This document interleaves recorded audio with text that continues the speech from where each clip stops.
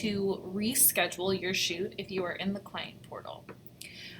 So today I'm going to be rescheduling this active shoot at Neat Hearts Court. So the first thing I'm going to do is just view my projects, and then I can go into my order details. You'll see that I'm automatically in my order details and I can see all the info right here.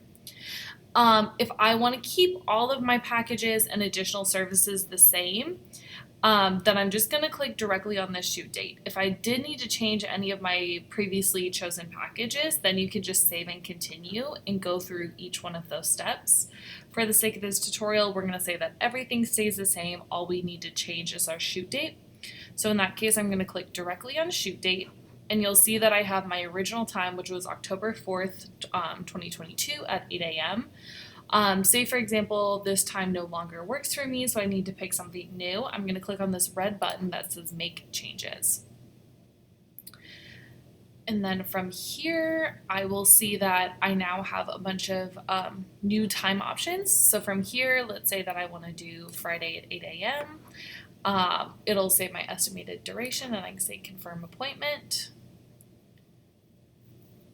And then from there, it'll take me to our payment and order page, just like normal. If this is already paid, you'll just say you can click out, because that means that everything has been rescheduled and paid and we're all set on our side. So that is how you reschedule a shoot through the client portal. Thanks.